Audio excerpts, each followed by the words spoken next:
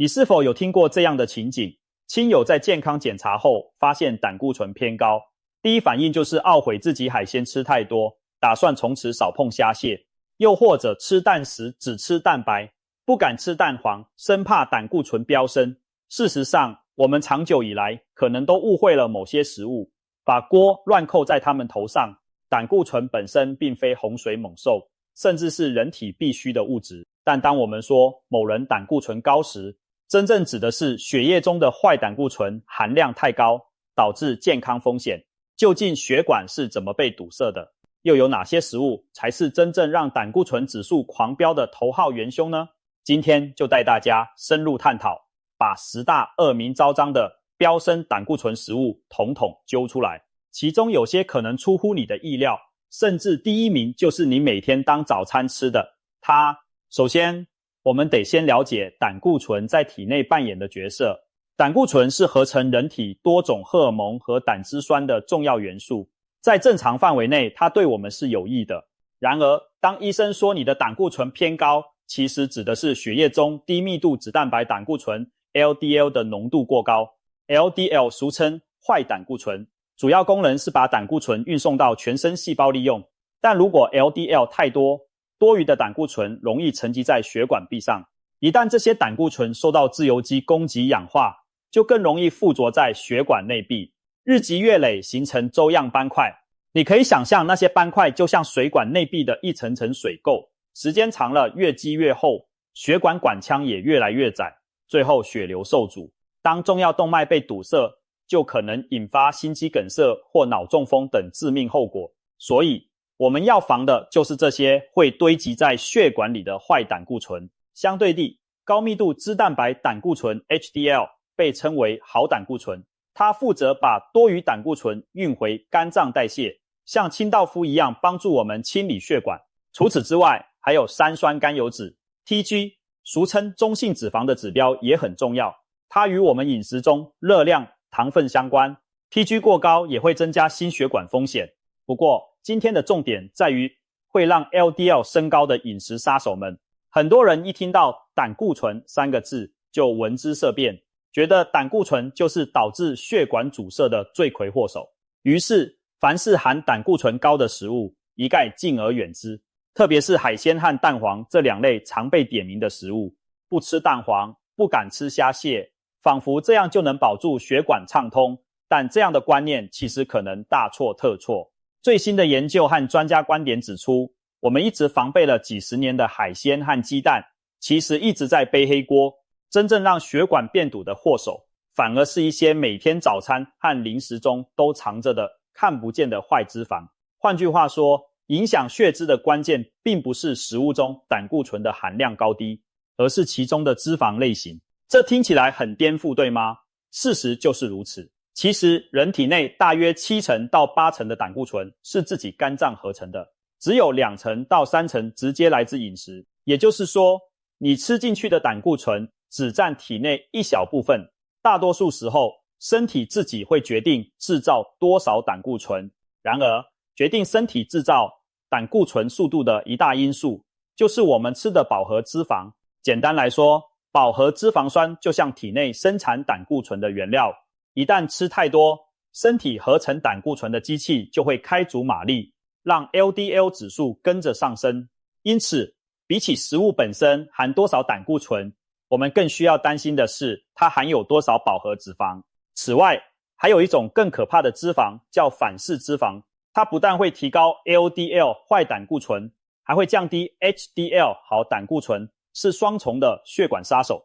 反式脂肪多来自人工加工油脂，例如部分氢化植物油，在很多加工食品中充当隐形杀手。举个例子，你或许更能明白，猪五花肉、猪肚肉，常见的肥猪肉每100克含胆固醇约70毫克，听起来胆固醇含量不算太高，但其中的饱和脂肪却高达约15克。反观鸡蛋每100克约2颗蛋，含胆固醇约186毫克，乍看很高，饱和脂肪却只有约 1.6 克。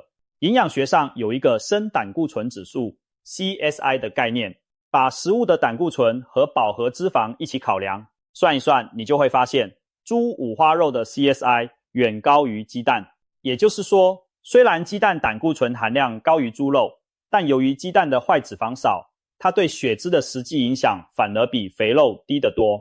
同样地，很多海鲜如虾蟹、章鱼等，胆固醇含量看似不低，但它们的脂肪多半不高，甚至富含对心血管有益的 Omega-3 不饱和脂肪。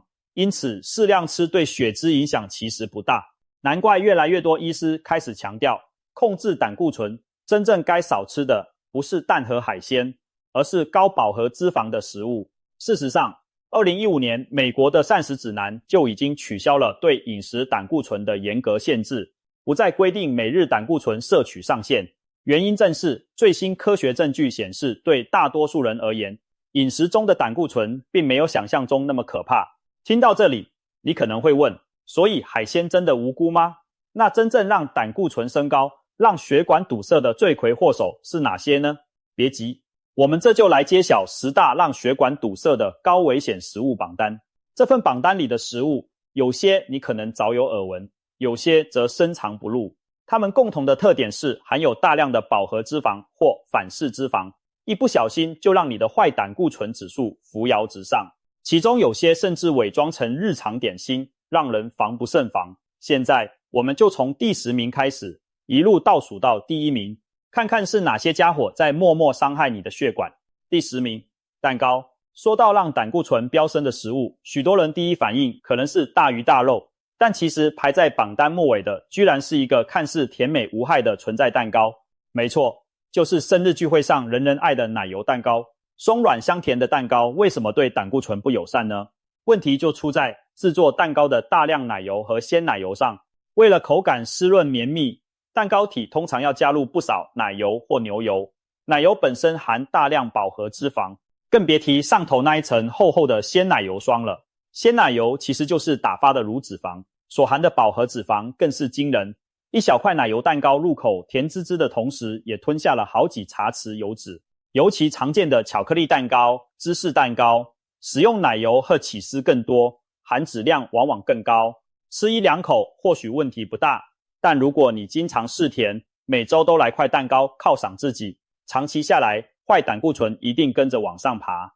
不仅如此，蛋糕中的高糖分也会转化成3酸甘油酯，让血脂雪上加霜。所以爱吃蛋糕的朋友可要悠着点，偶尔解馋可以，但千万别把蛋糕当日常点心，血管可承受不起你这样宠爱你的味蕾。第9名，饼干，苏打饼。接下来登场的是很多人茶余饭后喜欢来上几片的饼干。别看饼干干干脆脆，体积小小，其中隐藏的坏脂肪却一点也不小。市售饼干为了酥脆香甜，通常添加了相当可观的油脂和糖。从酥脆的牛油饼干、夹心饼到入口即化的曲奇、蝴蝶酥，无一不是高脂肪、高热量的代表。有些奶油夹心饼干每100克含脂肪超过20克，其中大部分是饱和脂肪，吃个几片就等于喝下半汤匙油。不止甜饼干，连许多人口中所谓比较健康的饼干，其实也暗藏玄机。比如苏打饼干，很多人以为它咸的不甜，所以热量不高，甚至有些长辈拿它当养生点心。然而，苏打饼干为了增加风味口感，常加入大量的起酥油或棕榈油，脂肪含量一点也不低。有营养师指出，一片全麦苏打饼含脂肪约3克，其中多是饱和脂肪，这比例几乎直追薯片。听清楚了吗？各位，别再以为饼干是无伤大雅的小零食，每天3片饼干配茶，其实可能悄悄让你的坏胆固醇上升。要解馋，建议改吃原味坚果或新鲜水果吧，至少里头没有添加那些可怕的隐形油脂。第8名，甜点，酥皮点心、甜甜圈等。除了蛋糕和饼干，还有一类甜点也必须提高警觉，那就是各种酥皮糕点与油炸甜食。这些小点心或许不是天天吃，但一吃往往就造成胆固醇暴击。经典代表就是甜甜圈和丹麦酥。甜甜圈是把面团放进油锅，炸得金黄松软，再裹上糖霜或巧克力。想想看，面团本身可能就加了奶油，经过高温油炸又吸满了油脂，最后裹的糖霜还含反式脂肪。不少氢化植物油制成的起酥油都用在糖霜或馅料上。一个小小甜甜圈入口时香酥甜美，但你得到的不只是幸福感，还有满满的饱和脂肪含反式脂肪，难怪有营养师戏称甜甜圈是胆固醇炸弹。再说丹麦酥皮面包，例如牛角可颂、葡萄干酥、拿破仑酥这类西点，特色就是酥松多层，一层层酥皮是怎么来的？全靠反复折叠进去的大量奶油或起酥油。可颂面包那诱人的酥香，每一口其实都充满了奶油的饱和脂肪。若使用的是氢化植物油，那还多了反式脂肪。再好的咖啡也冲不掉这些坏脂肪对血管的伤害啊！除了西式甜点，中式糕点如蛋黄酥、绿豆椪、千层酥饼等，往往也大量使用猪油或奶油，热量和胆固醇含量同样惊人。例如一颗传统蛋黄酥，不但含糖高，因为内馅有咸蛋黄，光胆固醇就高达500多毫克，更别提外皮的猪油和奶油。当然，逢年过节想用1-2颗应景无妨，但若平时把这些酥皮点心当零食，3不5时就吃，坏胆固醇肯定节节高升，血管也一天天变窄。提醒爱吃甜点的朋友，酥酥脆脆的口感背后，往往是脂肪在作祟。再诱人的点心也要适可而止，别让嘴馋毁了健康。第7名要介绍的是大家熟悉又爱恨交织的乳酪，也就是起司。起司的营养价值很高，富含优质蛋白和钙质，是不少人饮食中的美味。但它有一个不得不注意的缺点，脂肪特别是饱和脂肪含量极高。起司基本上是由牛奶浓缩而成，过程中水分去除，所以营养和热量都被浓缩了。这意味着一片小小的起司就浓缩了多杯牛奶的脂肪。以常见的切达起司为例，每100克切达起司含脂肪约33克，其中将近2/3是饱和脂肪，也就是超过20克的饱和脂肪，这相当惊人。因为一般建议成人一天饱和脂肪摄取不要超过20克左右，一片切达起司约28克，就含有6克以上饱和脂肪。很多人早餐爱吃起司蛋三明治、焗烤吐司，中餐来片披萨，平时又爱加起司片在汉堡里提味。这些看似不多的起司片片块块，日积月累就让坏胆固醇不知不觉上升。特别要小心那些浓郁的全脂起司，比如帕玛森干酪、马苏里拉、布里干酪等等，油脂含量动辄3成起跳。如果每天都来点起司当零食或配酒，加上本身油腻食物摄取又多， LDL 很容易超标。有些人或许会说起司也有低脂版，但别高兴得太早。所谓低脂起司也只是相对低一些，但仍含不少饱和脂肪。当然，我们不是叫你完全不吃起司，而是建议适量。喜爱起司的朋友可以选择低脂起司或减少摄取频率，把起司当作点缀风味，而非大块大块吃。如此一来，既能享受美食，又不至于让胆固醇爆表。第6名，冰淇淋。炎炎夏日来一球香草冰淇淋，或冬天睡前抱着一桶巧克力冰淇淋追剧，人生一大乐事。但冰淇淋虽爽，对心血管可不怎么爽。它荣登第6名，一点也不冤枉。冰淇淋其实是脂肪和糖的混合体。传统的优质冰淇淋主要原料是全脂牛奶或鲜奶油，加上糖和蛋黄等搅拌冷冻而成。全脂奶本身就富含饱和脂肪，鲜奶油更是高脂肪。再者，有的冰淇淋还会加入奶油以增加滑顺口感。可以说，一杯看似可口冰凉的冰淇淋，里头暗藏的脂肪不比一份炸鸡少。更糟糕的是，许多商业冰淇淋为了降低成本和提升口感，会使用氢化植物油、人造奶油来取代部分乳脂。这么一来，反式脂肪也悄悄混进了你的甜点。高饱和脂肪加高反式脂肪加高糖，这样的3高组合对血脂的杀伤力可想而知。当你大口大口咬冰淇淋时，仿佛在对你的血管做冰火3重天。低温的冰淇淋让你爽快，但里头的坏脂肪正在为你的血液加温，促使坏胆固醇节节攀升。糖分则使三酸甘油酯升高，增加脂肪肝风险。可能有人想问，市面上不是有低脂或优格冰淇淋吗？相对传统冰淇淋，他们用部分脱脂奶或优格制成，脂肪确实低些，但糖往往更多来弥补风味，而且并非完全无脂。所以就算是打着健康旗号的冰淇淋，还是得控制量，切记一句话，冰淇淋只能偶尔愉悦身心，千万别经常宠溺自己的舌头，否则日后躺在病床上后悔可来不及。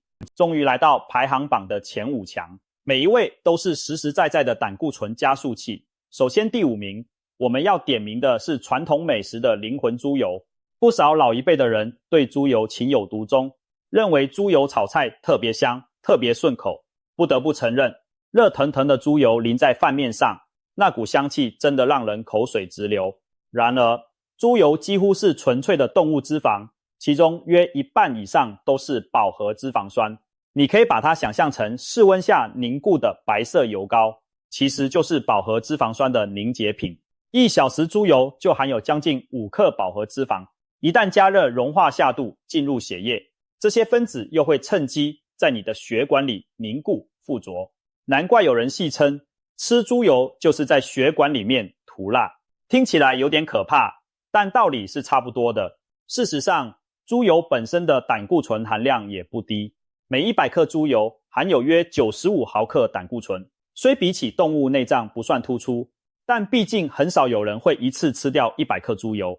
可如果你习惯煮菜舀2大匙猪油，或3不5时来碗猪油拌饭、猪油拌面，那么日积月累摄入的胆固醇也是相当可观的，更别说大量饱和脂肪对身体合成胆固醇的促进作用了。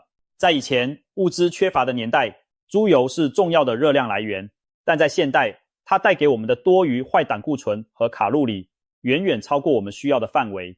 其实现在已经有许多植物油可以替代猪油来烹调，例如橄榄油、芥花油、米糠油等，这些油的饱和脂肪比例低得多，对心血管友善得多。如果你家里还保存着一罐猪油当宝，劝你还是省着点用吧，或者把它留在特别的传统菜肴中，偶尔用一次解解馋即可，千万别天天用，餐餐用。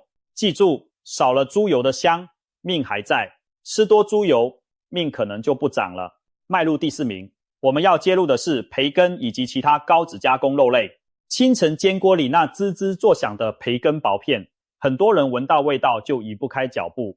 培根煎得焦香酥脆，配上炒蛋和吐司，简直是人间美味的早餐组合。然而，你可曾仔细瞧过培根在锅里释放出的油脂？那一汪汪猪油正是培根让胆固醇升高的元凶。培根通常取自猪肋条肉或猪腹肉，也就是带有大量肥油的部位，再经盐腌和熏制而成，所以培根本质上就是脂肪含量极高的咸肉。每100克培根的脂肪含量约在35到50克之间，其中饱和脂肪超过一半。而如果是五花肉制成的腊肉、广东腊肠、腊肉培根片等，脂肪比例可能更高。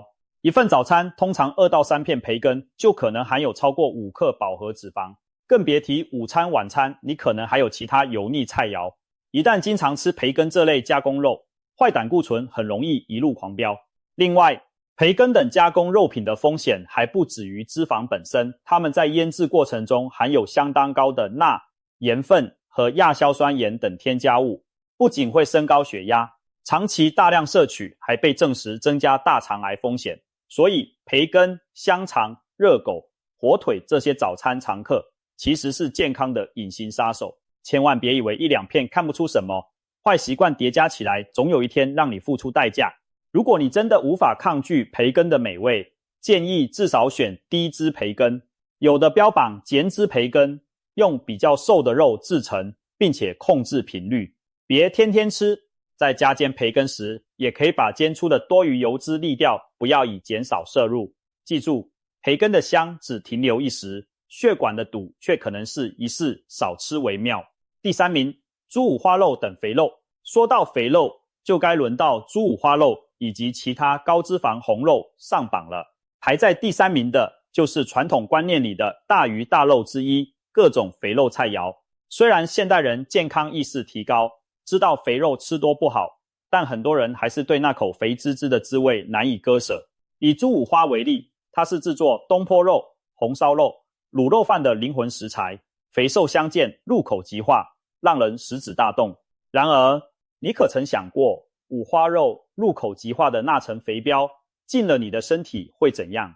别忘了，我们体温可是37摄氏度左右，刚好接近猪油的凝固点。也就是说，你盘子里抖动的那块半肥瘦的五花肉，在锅里是融化的油脂，进入你血管后，遇到体温又开始恢复半固体的状态，在血液里兴风作浪。猪肉本身的胆固醇含量未必特别高，例如100克猪肋条、五花肉，胆固醇约80毫克，和瘦肉比起来高一些，但比起动物内脏动辄上百毫克算低的。然而，五花肉的关键是脂肪太多，100克里至少有一半重量都是脂肪，其中大部分是饱和脂肪。吃下一碗卤肉饭，里头肥肉丁的油脂量恐怕比你吃几颗虾子的胆固醇影响还大几倍。有营养师明确指出，海鲜和蛋胆固醇含量虽高，但脂肪少，真正要控管的是猪脚、猪肚、猪五花这些高油脂的红肉部分。尤其中国菜不少经典美味都离不开肥肉，东坡肘子、扣肉、腊肉、羊肉肥锅贴，想想都流口水，对吧？但是请一定节制，肥肉入口虽爽快，后果很苦恼。经常大鱼大肉的人，血脂化验单几乎不可能漂亮，坏胆固醇超标，甘油三酯标高，都是吃出来的数字。如果想血管保健康，千万记住，肥字下面是个八，肥肉吃多了，你的心脏可是要巴拉巴拉乱跳受罪的。少吃肥肉，多用瘦肉或鱼肉替代，你的胆固醇指数一定会感谢你的明智。紧追榜首，位居第2名的是一个常被忽略却危害巨大的东西——奶精，也就是所谓的植脂末或咖啡伴侣。也许你会纳闷，奶精不是用来泡咖啡或奶茶的奶粉吗？怎么成了胆固醇的帮凶？先别小看这一勺勺白色粉末，它可全是反式脂肪和饱和脂肪的结晶。奶精的主要成分并不是真正的奶，而是氢化植物油加上一些乳化剂、香料等。氢化植物油在加工过程中会产生大量反式脂肪，所以奶精可以说是反式脂肪的集大成者。1小时奶精粉可能就含有几公克坏脂肪。很多人每天早上来杯3合1即溶咖啡提神，那包里其实有一半以上都是糖和奶精。每天这样喝下去， HDL 好胆固醇降了， LDL 坏胆固醇却节节高升。如果你爱在早餐店点一杯奶茶、咖啡、欧蕾，老板往往也是倒入廉价奶精调制的，长期下来等于天天给血管灌反式脂肪。曾经有医师统计一些无形杀手对心血管的威胁程度，发现反式脂肪的危害远大于饮食中摄取的胆固醇本身。因此，世界卫生组织早已呼吁各国禁用工业反式脂肪。在部分国家和地区，含反式脂肪的奶精、人造奶油等已经被禁止或严格限量使用，但我们日常生活中还是很容易接触到它。除了咖啡、奶茶、珍珠奶茶等手摇饮的奶精球，或许多烘焙食品用的起酥油都属于这一类。很多人戒甜戒油，但可能没留意到杯子里的奶精正在拉高血脂。想要健康，务必养成阅读食品标签的习惯。如果成分表上看到氢化油、部分氢化字样，就表示含有反式脂肪，最好敬而远之。幸好现在也有用牛奶或植物奶制成的奶精替代品。如果实在需要为咖啡增醇，可以选择无反式脂肪的植脂奶泡，或干脆用低脂鲜奶代替。总之，奶精这种东西能不碰就不碰，千万别为了一时香浓，葬送了长久的心血管健康。终于来到我们榜单的冠军，也就是让许多人跌破眼镜的头号胆固醇飙升食物。你每天早餐都可能在吃的面包。什么面包？许多人听到这里一定非常惊讶，面包不就是主食吗？怎么会成为飙升胆固醇的第1名？先别急，这里指的面包可不是干巴巴的全麦吐司，而是市面上琳琅满目的各类商业烘焙面包。现代人早餐很爱吃面包，不管是夹蛋吐司、菠萝包、奶酥包还是可颂、面包片抹花生酱，看似平凡的早餐选择，其实暗藏高脂陷阱。为了让面包柔软好吃，面包师傅在面团中往往会加入奶油、起酥油或猪油。很多人口感特别喜欢的面包，例如奶酥菠萝、奶油餐包、巧克力可颂、墨西哥面包，无一不是油脂加糖的组合产物。一份小小的奶油面包可能就搅进去2-3块奶油，一个酥香的可颂牛角折了10几层的奶油，一片香浓的吐司可能刷了厚厚一层人造奶油，增加香气。这些面包带给你满口香醇，却也喂饱了你的坏胆固醇。更糟糕的是，我们往往认为吃面包是在吃主食，很容易一吃就是好几个，远超过蛋糕饼干那些点心的量。有人早餐一个菠萝油夹奶油的甜面包，一杯奶茶，到了下午肚子饿再来个红豆面包、巧克力可颂，一天中不知不觉吃下4、5个高油面包，难怪年纪轻轻就高血脂缠身。我们再强调一次，白面包本身并非高胆固醇，真正问题在于制作时加入的油脂和抹上的酱料，像花生酱、巧克力酱之类，很多也含棕榈油和反式脂肪，涂得愈多对血脂愈不利。而油炸类早餐更不用提，像炸油条、炸蛋饼，那是在饱和脂肪和反式脂肪的油锅里油过一遭，对血管的伤害一点不输上述面包。总而言之，第一名每天早餐吃的它，指的就是各种高脂高油的早餐面包及油炸点心。它们之所以登顶，不是因为每一口就比肥肉更邪恶，而是因为吃的人实在太多，吃的频率实在太高，天天早上几乎都有人在摄取。这种持续不断的坏脂肪摄入，对血管的杀伤力最强，绝对是实至名归的头号元凶。说到这里，我们的10大飙升胆固醇食物榜单已经全部揭晓。令人欣慰的是，我们发现曾被妖魔化的海鲜和蛋并不在其中。事实证明，它们原来是无辜的。海鲜和蛋黄固然含有较高的胆固醇，但只要适量食用，它们对血脂的影响远低于上述这些高饱和脂肪的食物。真正该引起警惕的是那些高油高脂的加工食品和看似平常的美味。当然，我们并不是说上述这些食物一口都不能碰，而是希望大家明白，影响胆固醇的饮食因素其实重在油脂种类和用量，而非单看食物含有多少胆固醇。要预防血管堵塞，降低坏胆固醇，我们应该少吃富含饱和脂肪和反式脂肪的食物，适当增加富含不饱和脂肪的食物，如鱼类、坚果、橄榄油等，并摄取足够的膳食纤维，如蔬菜、水果、燕麦，来帮助代谢多余胆固醇。换句话说，大鱼大肉、奶油甜点要忍着点，多把豆鱼蛋白当主菜，青菜当主角，才是护卫血管之道。最后，我们再回到开头的问题，血管究竟是怎样被堵住的？答案就在你的饮食习惯中。一根香肠、一片培根、一道肥肉红烧肉，看似渺小，但长年累月堆积，其威力就如同往血管里一点一滴倒入水泥般，把本来弹性通畅的血管变成狭窄僵硬的管道。当然，除了饮食，缺乏运动、抽烟、压力大等因素也会影响胆固醇代谢，我们也要一并注意。今天这份榜单希望能颠覆你对胆固醇的迷思，真正该少吃的不是虾蟹，不是蛋黄，而是那些天天围绕在我们身边的隐形坏脂肪。调整饮食观念，改变不良习惯，你的血管其实有强大的治愈力。给它一点时间，再给自己一些毅力， HDL 会慢慢升上来， LDL 和 TG 会慢慢降下去，曾经亮红字的健康报告也会逐渐转为正常。到那时，你就会感谢现在努力戒掉蛋糕奶茶、拒绝炸鸡培根的自己。保护血管其实就是在延长自己的寿命与健康品质。希望我们都能拥有干净畅通的血管，远离脑中风和心脏病的威胁，健健康康的享受美好的生活。记住，饮食选择在你手中，让我们一起向坏胆固醇说不，为自己和家人的健康把关。